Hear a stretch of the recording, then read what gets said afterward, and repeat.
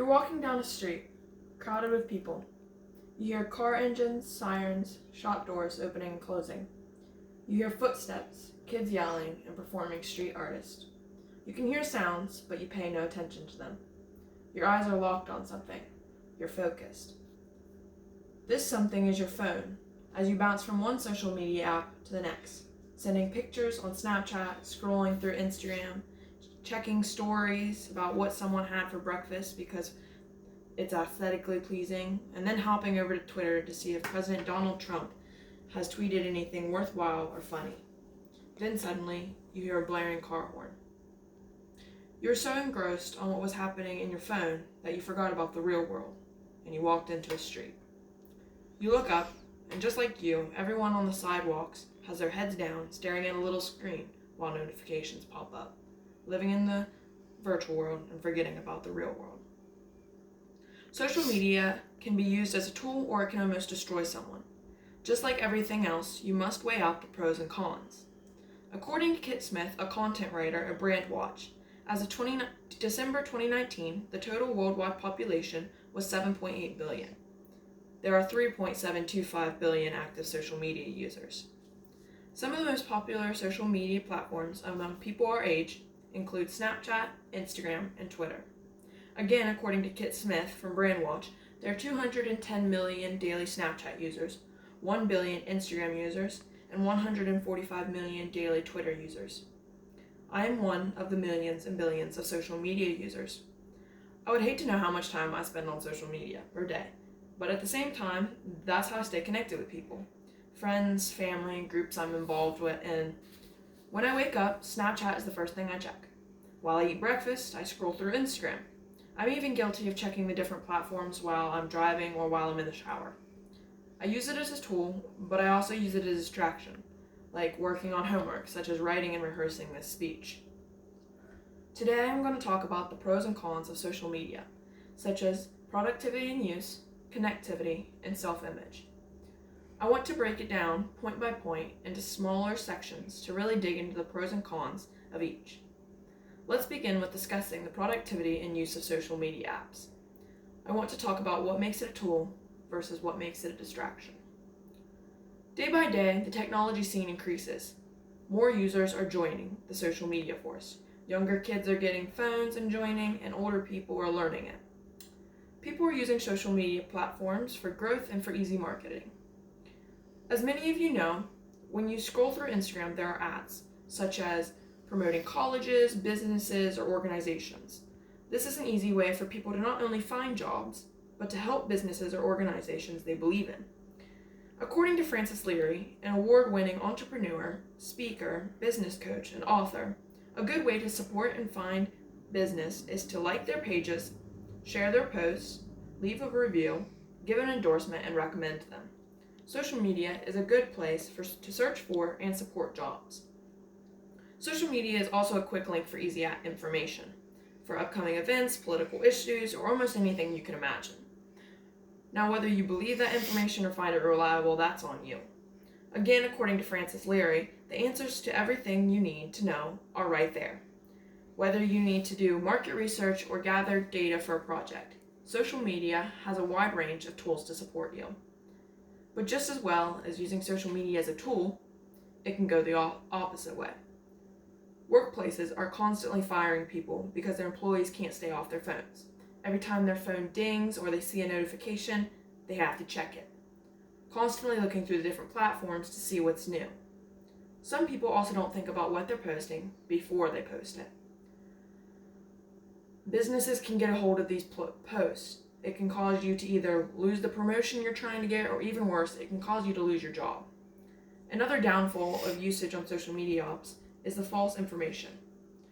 According to Maggie Fox, a senior health writer for NBC News, falsehoods spread like wildfire on social media, getting quicker and longer lasting pickup than the truth. It takes the truth 6 times as long as falsehood to reach 1,500 people, and that's a lot. Now that we know about some of the pros and cons of productivity and use of social media, let's talk about how easy it is to stay connected and the influence it can have on our social lives. One of the obvious reasons social media is so popular, especially among kids my age, is because it offers a way to stay connected. Most people have smartphones, and many are social media users. The different platforms make it extremely easy to stay connected with family, friends, and groups that they're involved in. The apps run on Wi-Fi or mobile data, and many of us have this all of the time, or most of the time. We use the platforms to text, share pictures and videos, and even make FaceTime calls.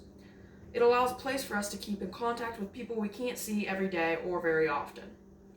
Another thing is such as foreign exchange students. If you have those within your school and they leave and go back home, you can stay connected to them even when they're at their home country.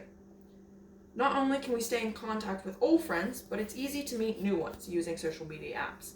We are exposed to new opportunities to meet new people all the time from wherever.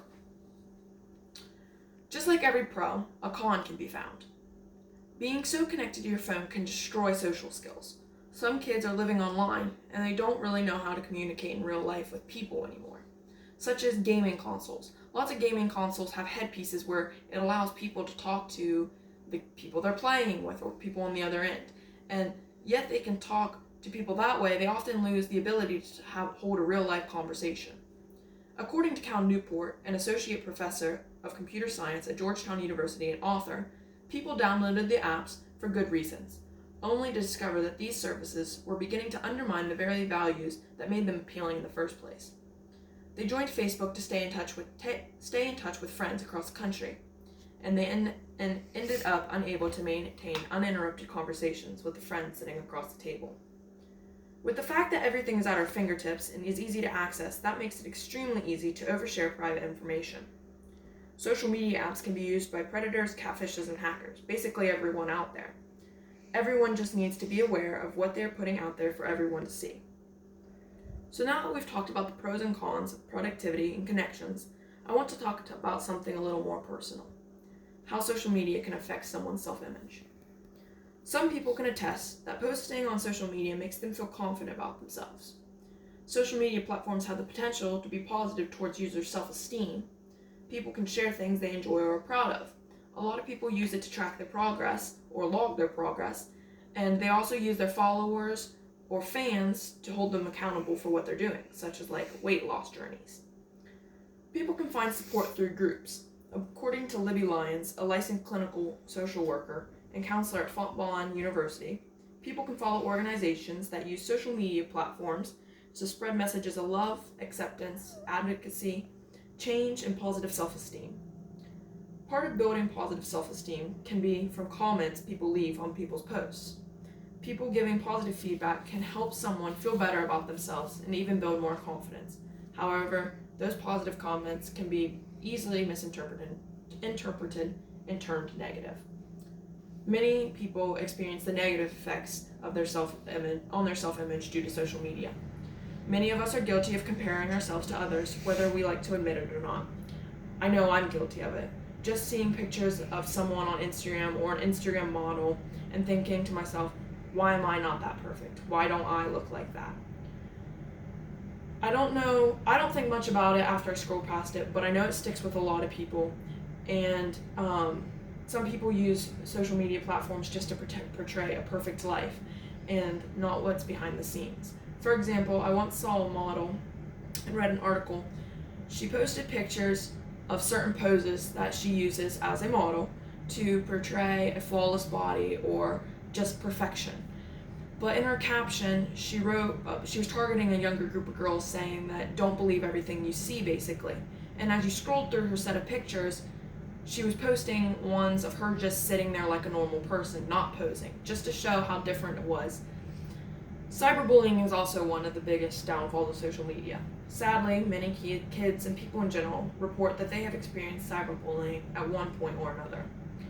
According to Donna Freitas, a research associate at the University of Notre Dame and author, 2 separate studies showed that cyberbullying seems prominent among both middle school students and young adults, with approximately 30% identifying as victims and about 25% identifying as perpetrators. People are vulnerable. Use the golden rule when you're on social media. Treat others the way you want to be treated. I hope this speech has opened your eyes to what others might see, not limited to just how you perceive social media platforms. I hope you know a little more about the pros and cons of social media and how it might be affecting yourself and others around you. Not one person is alike. So whether you see the good and bad in social media, or you use it as a tool or a distraction, I hope you learned a bit more about the productivity and use of social media apps, the connectivity, and how it can affect someone's self-image.